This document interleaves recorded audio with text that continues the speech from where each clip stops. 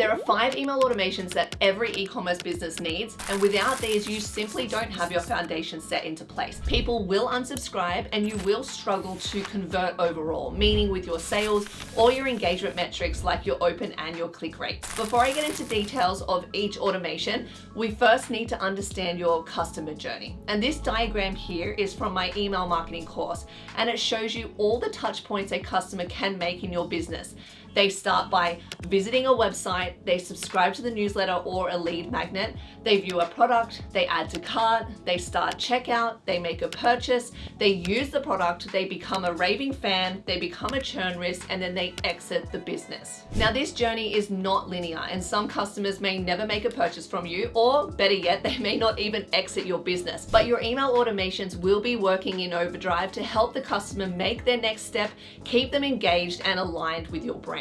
Let's jump into your 5 email automations, and at the end of this video, I'm going to show you how the automations flow with the customer journey. The first automation is the welcome, and this is the one that sits at the beginning of the customer journey and is honestly the most important automation in your business. This is where you're going to nurture your subscriber, educate them on your business, and build the connection. This is not just the about section of your website, and you need to dive deeper here, touching on your why as a business, customer pain points, and how you're actually going to solve them, as well as the personality of the business or the people behind the business. You have to be unique. So here are a few things I would stay away from. The first is an email purely about social links. No one cares about these.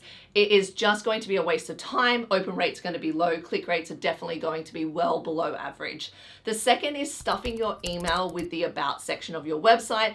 You need to remember it's not about you and your business. It's about your customer. So anything that you talk about, even if you do need to bring elements of things that are about your business, you always need to relate it back to your customer and make it about them. And the third one is talking about how you save the planet unless it is truly aligned with your brand. So hear me out here. A lot of businesses are actually following sustainability plans, but does it align completely with your product and your customer that it belongs in an email? Does it potentially belong on your website, on product pages, so that when a customer is completing their purchase, it is just another tick for them to make that purchase, but it's not a buying decision. There are definitely going to be businesses out there. So for an example, if you have a bamboo toothbrush and everything around it is about saving the planet and sustainability, then that would call for a particular email because the business is following a certain structure, and saving the planet and sustainability speaks to who they are as a brand.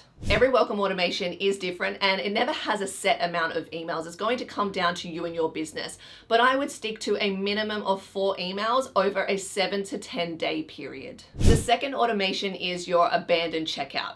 So a customer is interested in your product, adds to cart, and is about to check out, and bing, they change their mind or they get distracted and they exit out of the purchase. Now your abandoned checkout automation starts up. So the focus of this automation is to remind and further help the customer make the sale. One thing to be very, very careful of is with this automation being too generic or offering discounts over and over again. Since the pandemic, customers are very switched on to marketing tactics like this, and some will even wait to see if they get a discount email from you before actually making a purchase. They are also used to these type of emails, so looking very, very generic. So if you can come to them and try and help or educate through this automation, you'll see much higher conversions. What I mean by this is, instead of sending a generic checkout email, start with a personalized text-based email from someone in your team offering links to help them with their purchase decisions. Or you can educate on how you solve the customer pain point, add value, and then you're going to loop in the abandoned cart items. For this particular automation, I recommend at least 2 emails and stay away from discounting. The third automation is your post-purchase, and this is hands down my favorite automation because the customer has made a purchase. They've shown trust in your brand, and it's time for you to up that engagement and truly make the customer feel important. These emails are highly engaged because you're top of mind. They have just given you their hard-earned money, so they're going to engage, open, click on these emails. I suggest not selling during these emails. What you want to do is funnel your customers within the automation by how many purchases they have made and write up a nice personalized email thanking them for their first, second, third purchase. Depending on what purchase count they're up to, you can add in information that is suitable to where they're at within that customer journey timeline. So for example, your first time purchaser may want more information on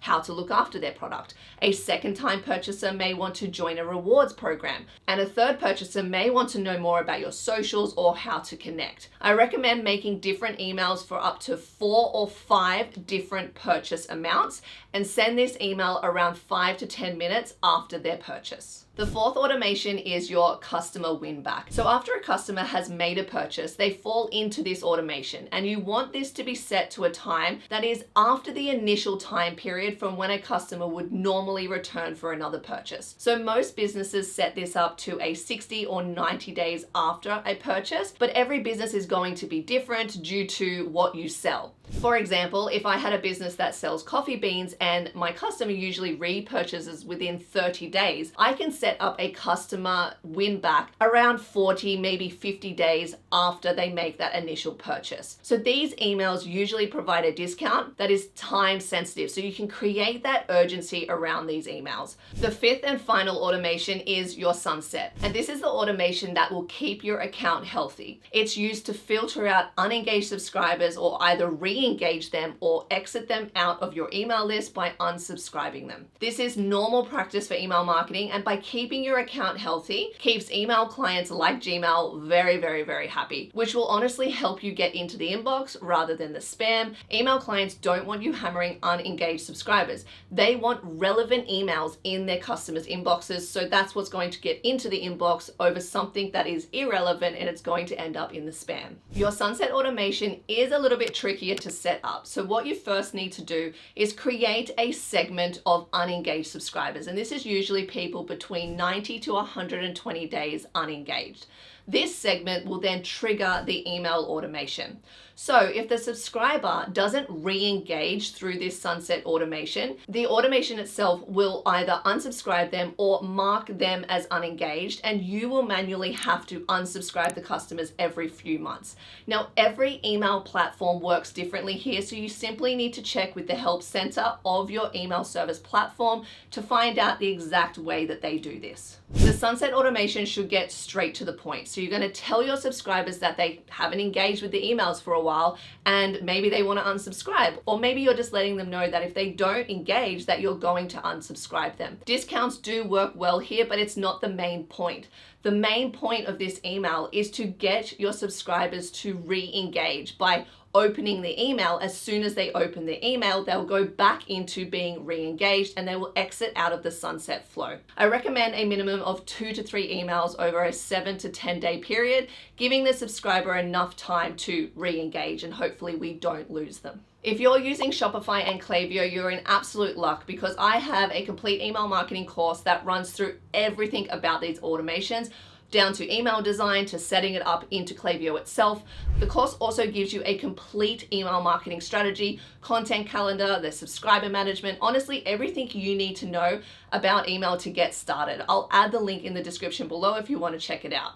So back to the customer journey. This is how these 5 email automations fit into the diagram that I showed you at the beginning. And as I said, it's not linear. So a subscriber can go through the welcome automation. They may not even make a purchase, but they can become a churn risk and go into the sunset automation. But what's important is that no matter what touch point they are at, a subscriber is nurtured, felt to be seen, and honestly, they're just cared about. That's what every single person wants. It's about them. It's not about you as a business. There is definitely so much more that you can do with email automations, but I recommend every business to start with these 5 automations first. And when you understand your data, you can implement a strategy around that and then hit on the other touch points in the customer journey. I would love to know what email automations you already have set up in your business, so go ahead and comment them below. Just so you know, it is very normal for businesses to have just a welcome and an abandoned cart set up first and then really miss the back end of that whole customer journey. I would love to know if that's you. No hate against that,